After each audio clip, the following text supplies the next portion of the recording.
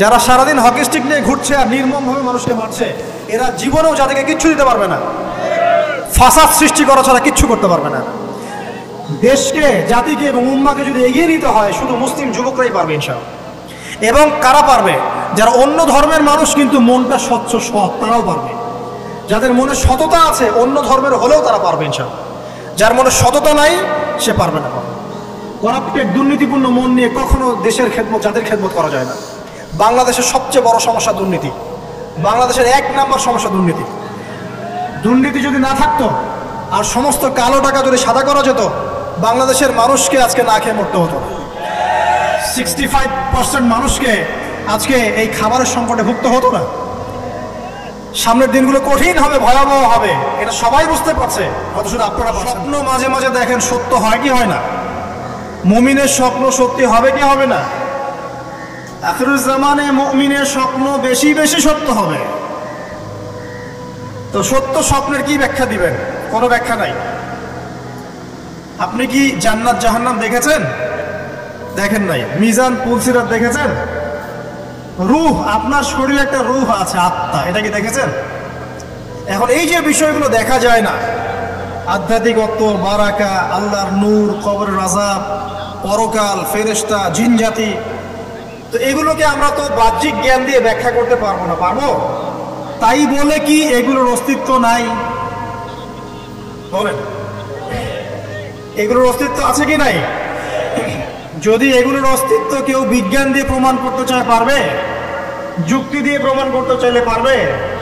কোনো দর্শন দিয়ে প্রমাণ করতে চাইলে পারবে?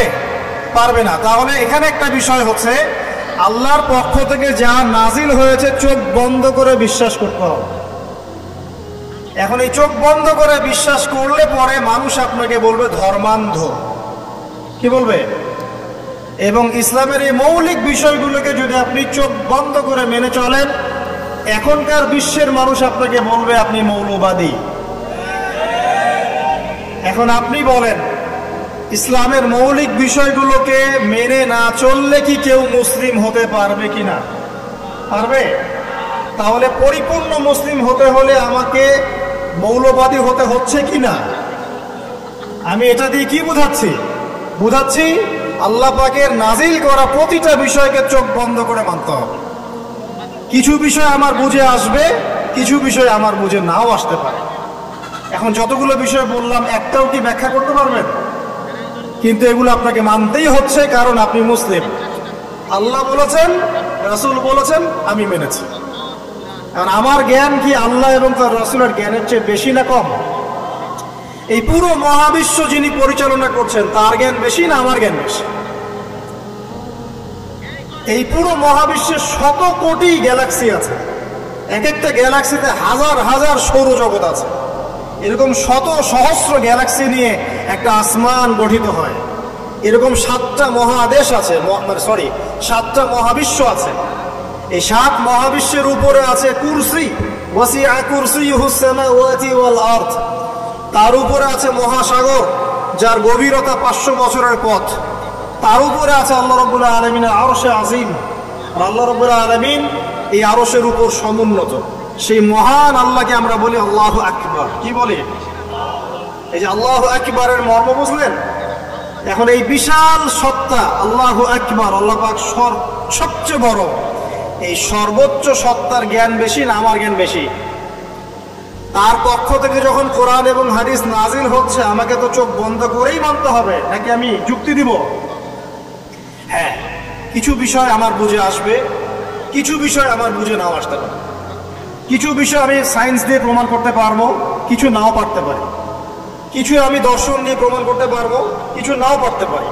যেগুলো পাচ্ছি না সেগুলো আমার বা আমাদের জ্ঞানের সীমাবদ্ধতা। কথা কি বুঝতে পারছেন? এটা আল্লাহ পাকের জ্ঞানের বা আল্লাহ পাকের ওহীর কোনো ত্রুটি নয়। আল্লাহর ওহীর কোনো ত্রুটি আছে? এটা আমার জ্ঞানের সীমাবদ্ধতা। আসেন সামনে যাই। যে কথাটা বলতে গিয়ে এদিকে আসলাম, দেখুন এমন অনেক বিষয় আছে যেগুলো আমরা খালি চোখে ব্যাখ্যা করতে পারবো না। আমরা যে যুগটাকে আইয়ামে জাহিলিয়াত বলছি, ওই যুগটাতে যে সমস্যাগুলো ছিল, যে পাপগুলো ছিল, সেগুলো এখনকার বিশ্বে আরো অনেক উঁচু লেভেলে বিরাজ করছে। যেমন এই যে আপনারা বললেন একটা পাপ ছিল শিরক, সরাসরি মূর্তি পূজা বলছি না, আমরা বলছি কি শিরকের পাপ ছিল। ওই আইয়ামে জাহিলিয়াতের মানুষগুলো শিরকের পাপে নিমজ্জিত ছিল। তারা শুধু মূর্তির পূজাই করতো এমনটা নয়, তারা কবরেরও পূজা করত, তারা মৃত মানুষেরও পূজা করত, তারা কেউ কেউ নাস্তিকতায় বিশ্বাসী ছিল। সূরা মুমিনুন পড়লে দেখবেন তাদের মধ্যে একটা আকীদা ছিল, ইন হিয়া ইল্লা হায়াতুনা দুনিয়া নামুতু ওয়া নাহয়া। কাফেররা বলতো যে আমরা এই পৃথিবীতে জন্মেছি, এখানেই আমরা জন্মাবো, এখানেই মারা যাব, ওয়া মা নাহনু বিমাবউসিন, আমাদেরকে পুনরুত্থিত করা হবে না। এই পরকালের কনসেপ্টে তারা বিশ্বাস করতো না। তো এরকমও লোক ছিল, শুধু যে লাত, ওজ্জা, হবল, মানাত এগুলো পূজা করতো তাই নয় এই বিষয়টা। এখানে কবর পূজাও ছিল, এখানে আপনার মৃত মানুষের পূজাও ছিল, এখানে গাছপালা, চন্দ্র, সূর্য, নক্ষত্রের পূজাও ছিল, আবার নাস্তিকতাও ছিল। এক কথায় আইয়ামে জাহিলিয়াতের সবচেয়ে বড় পাপ ছিল শিরক। কথা কি বুঝতে পারছেন ভাই? আচ্ছা, না বুঝলে বলবেন, শেষে গিয়ে প্রশ্ন করবেন ইনশাআল্লাহ, সমস্যা নাই। তাহলে প্রথম যে পাপটার কথা বললাম সেটা কি? শিরক। এখন একটু এই 1400 বছর পরে চলে আসে, চলে এসে দেখেন এখনকার সমাজের দিকে তাকান, এখনকার মুসলিম রাষ্ট্রগুলোর দিকে তাকান, আর পুরো বিশ্বের দিকে তাকান। সবচেয়ে বড় সমস্যাটা কি বলেন? সবচেয়ে বড় সমস্যা কি শিরক নয়? আচ্ছা, মুসলিমরা কি এখন অনেকেই কবর পূজা করে না? মুসলিমদের মধ্যে অনেকেই দেখবেন যে মৃত মানুষের কাছে যাচ্ছে না, মৃত মানুষের কাছে সন্তান প্রার্থনা করে না, ওই যে ওখানে গিয়ে নজর মান্নত করছে না যে মৃত মানুষকে সন্তুষ্ট করলে আমার ভালো হবে, না হলে আমার কোনো ক্ষতি হয়ে যাবে, এটা মানুষ করছে না। মুসলিমদের মধ্যে বহু মানুষ আল্লাহর হালালকে হারাম করছে না, আল্লাহর হারামকে হালাল করে নিচ্ছে না, এটাও কিন্তু শিরক। আপনি কি জানেন যে আল্লাহর হালালকে হারাম করলে শিরক হয়? আল্লাহর হারামকে হালাল করলে শিরক হয়। সুদ হালাল না হারাম? না, সুদ তো ফরজ। সুদ হালাল না হারাম? সুদ তো এখনকার বিশ্বে ফরজ। সুদ ছাড়া এই বিশ্ব চলবে না। আপনি ঠিক বলছেন, কিন্তু সুদ ছাড়া এই বিশ্ব চলে না। যে কোনো কিছু করতে গেলে সুদ লাগে। তো এখন যে সবাই এটাকে হালাল করে নিচ্ছে, এটা কি হচ্ছে? আল্লাহর হারামকে মানুষ হালাল করছে না? আচ্ছা বলেন, মদ হারাম না হালাল? বলেন। মদ তো ওয়াজিব নাকি? যুব সমাজে তো মদ না খেলে চলেই না। মদ খায় না এমন যুব সমাজের সংখ্যা বেশি, না খায় তার সংখ্যা বেশি? কয়টা ছেলে আছে স্মোক করে না? বলেন, কয়টা ছেলে দেখাতে পারবেন যারা স্মোক করে না? এখানে কারা কারা স্মোক করেন না? মাশাআল্লাহ, আলহামদুলিল্লাহ, মাশাআল্লাহ। হাত নামান, হাত নামান, হাত নামান। আল্লাহ পাক আপনাদের রক্তে এবং মাংসে বরকত দান করুন, দোয়া করি। যদি আপনি কোন কমিউনিটির মধ্যে দেখাতে পারেন যে তারা মাদক থেকে দূরে আছে, তারা শুধুমাত্র ইসলামিক কমিউনিটি, অন্য কোনো কমিউনিটি। যদি আপনি মাদক মুক্ত কোনো ক্যাম্পাস দেখাতে পারেন, সেটা হবে মাদ্রাসা। যদি পর্ন মুক্ত ক্যাম্পাস দেখাতে পারেন, দেখাতে হবে মাদ্রাসাকে। এখানে বিষয়টা হচ্ছে, যারা ইসলাম প্র্যাকটিস করে, কোরআন এবং সুন্নাহর বুঝ যাদের মধ্যে আছে, যাদের মধ্যে আল্লাহর ভয় আছে, এরা কখনো সুদ খাবে? এরা কি মদ খাইতে পারবে? পারবে না। ইনশাআল্লাহ আপনারা কি জিনা করতে পারবেন? আল্লাহ পাক আপনাদেরকে ঈমান আমলের উপর অটুট রাখুন, আমিন। যে কথাটা বলছি, কেউ যদি আল্লাহর হালালকে হারাম করে নেয়, আর কেউ যদি আল্লাহর হারামকে হালাল করে ফেলে, এটাকে কিন্তু শিরক বলা হয়। এই বিশ্বে কি এই সমস্যা নাই? বুঝেন না এই সমস্যা আছে কি নাই? আছে। সামনে আগান। এই বিশ্বের শিক্ষা ক্ষেত্রগুলো দেখবেন, এই শিক্ষা ক্ষেত্রগুলোর মধ্যে নাস্তিকতার শিক্ষা বাড়ছে না কমছে? বাড়ছে। এই বিশ্বের অর্থনীতি দেখবেন, অর্থনীতির মধ্যে শিরক বাড়ছে না কমছে? এখানে আপনাকে সুদ নিতে হচ্ছে, এখানে আপনাকে আল্লাহর নাজিলকৃত ইকোনমি বাদ দিয়ে পশ্চিমাদের নাজিলকৃত ইকোনমি বহন করতে হচ্ছে। এটাও এক প্রকার কুফরি। আরো সমস্যা আছে। এই বিশ্বের ওয়ার্ল্ড অ্যাফেয়ার্স এর দিকে তাকাবেন, দেখবেন বিশ্বের কয়টা জায়গা আপনি আমাকে দেখাতে পারবেন যেখানে মুসলিমদের মধ্যেও আল্লাহ রাব্বুল আলামিনের নাজিলকৃত বিধান দিয়ে বিচার ফয়সালা হচ্ছে? কয়টা দেখাতে পারবেন? তো যেখানে আছে খুব স্বল্প পরিসরে, পুরো বিশ্বের অবস্থা আজকে এমন।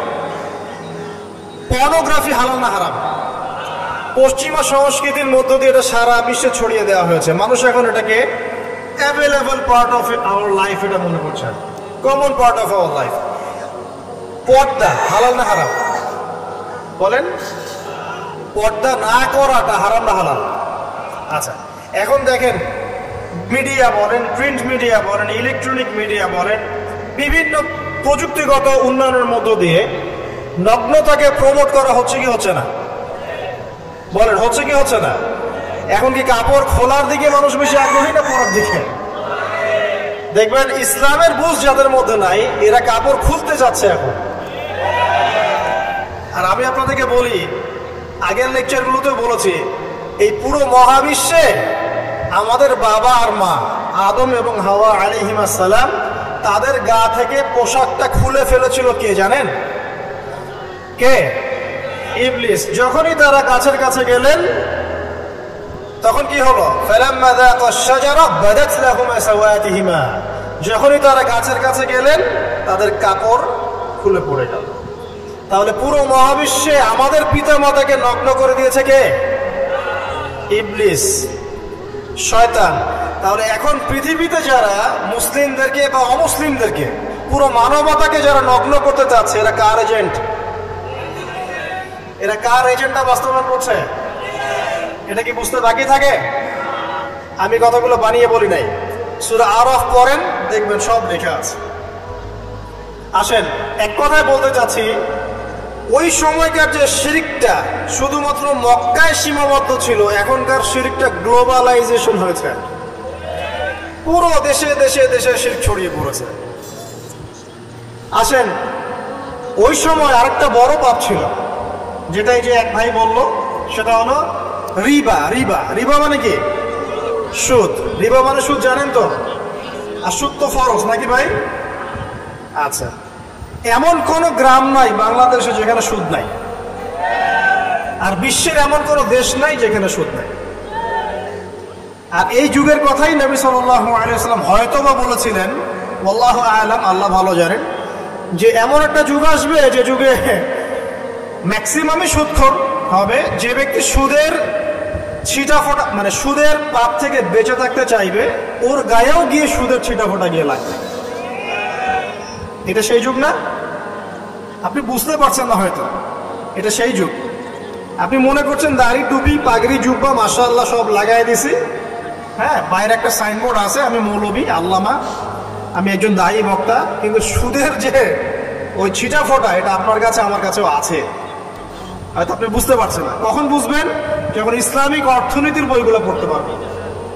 আর শুধু ইসলামিক অর্থনীতির বই যথেষ্ট না, এর পাশাপাশি আমাদের দরকার এই প্রচলিত যে IMF, ইন্টারন্যাশনাল মনিটরি সিস্টেম, এর নীতিগুলো জানা। তখন কি আপনি বুঝবেন ওয়ার্ল্ড ব্যাংক কি জিনিস, IMF কি জিনিস, ঠিক আছে? তখন বুঝবেন যে পেট্রো ডলার কি জিনিস, তখন বুঝবেন যে হার্ড কারেন্সি, সফট কারেন্সি কি জিনিস। এখন বুঝবেন না। আর যেহেতু বুঝবেন না, অতএব আমি এগুলো বলেও লাভ নাই। যেহেতু আপনি বুঝবেন না, আমি যদি এখন এসব নিয়ে কথা বলি, আপনার কাছে মনে হবে এসব কি উল্টা পাল্টা কথা কইতেছে, ঠিক আছে? তো যাই হোক, আগে আল্লাহর ওয়াস্তে ইসলামিক ইকোনমিক্স পড়েন এবং ইন্টারন্যাশনাল মনিটরি সিস্টেম সম্পর্কে পড়েন।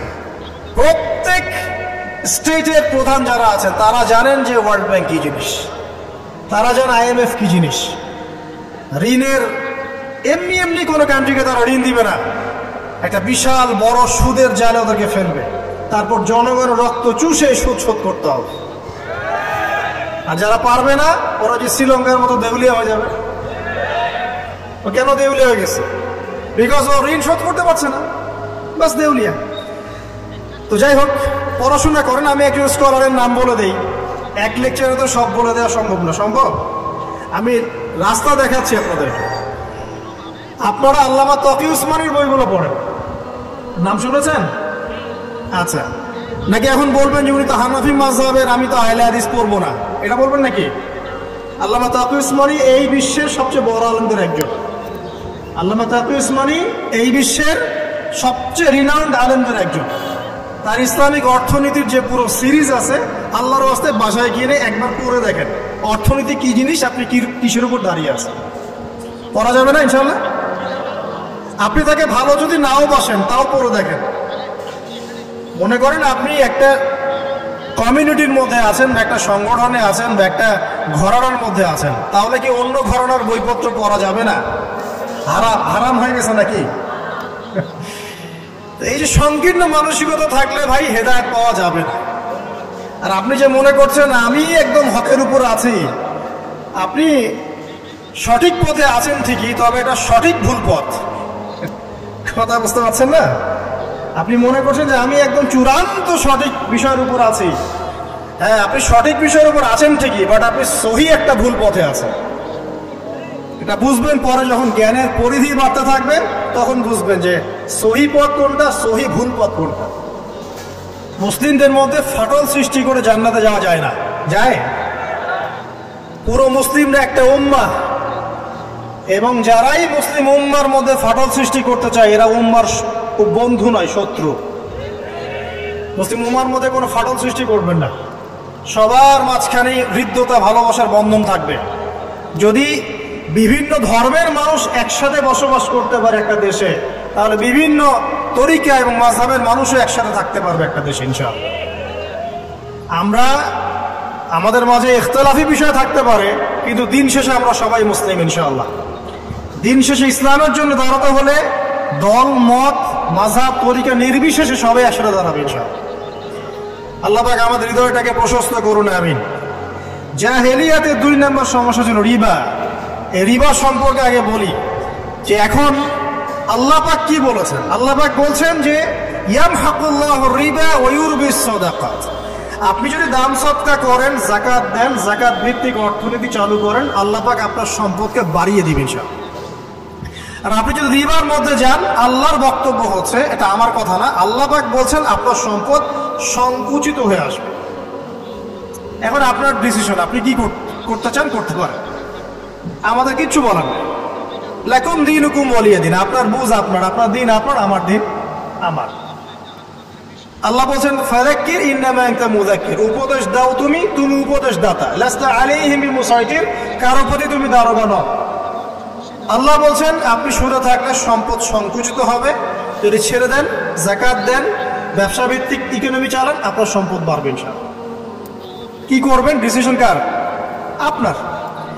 আল্লাহ পাক বলছেন ইয়া আইয়ুহাল্লাযীনা আমানু, হে মুমিনগণ, ইত্তাকুল্লাহ। শোনেন ভাই, আল্লাহ বলছেন ইত্তাকুল্লাহ, তোমরা আল্লাহকে ভয় করো। ওয়া যারু মা বাকিয়া মিনার রিবা, সুদের অবশিষ্ট সব অংশ ছেড়ে দাও। সুদের অবশিষ্ট সব টাকা ছেড়ে দাও। ওয়া ইল্লা ইন কুনতুম মুমিনিন, যদি প্রকৃতপক্ষে তোমরা মুমিন হয়ে থাকো তাহলে ছেড়ে দাও। ওয়া ইল্লাম তাফআলু, যদি তোমরা না করো। কে বলছেন?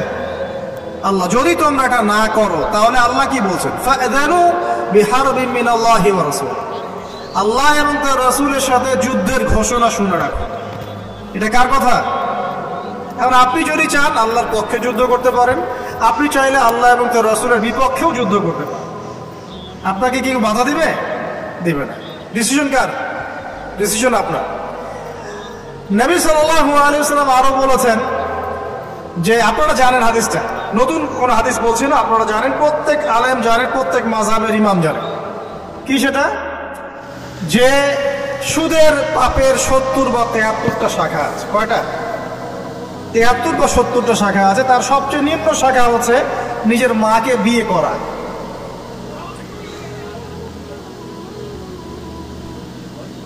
দেখলেন আমাদের অন্তরে কি কথাটা আঘাত করলো? আপনি কি আপনার মায়ের সাথে, নাউযুবিল্লাহ, আপনি কি আপনার মাকে বিয়ে করতে পারবেন? এটা কি কোনো ব্যক্তির পক্ষে সম্ভব? কিন্তু নবী সাল্লাল্লাহু আলাইহি ওয়াসাল্লাম বলছেন 73 শাখার সবচেয়ে নিম্ন শাখা হচ্ছে সেই ব্যক্তি যেন তার মাকে বিয়ে করল। আর সর্বোচ্চ শাখা কি? ওই যে আল্লাহ এবং তার রাসূলের সাথে কি করা? যুদ্ধ করা। আসসালামু আলাইকুম ভিউয়ার্স, কেমন আছেন সকলে? আশা করি আল্লাহর রহমতে সকলেই ভালো আছেন। আবু তোহা মোহাম্মদ এর ওয়ারেন্টি কেমন লাগলো আপনাদের কাছে অবশ্যই কমেন্ট বক্সে জানাতে ভুলবেন না। আর এই ধরনের নতুন নতুন ভিডিও পেতে আমাদের চ্যানেলটিকে অবশ্যই সাবস্ক্রাইব করে পাশে থাকবেন। দেখা হচ্ছে পরবর্তী ভিডিওতে ইনশাআল্লাহ। আল্লাহ হাফেজ।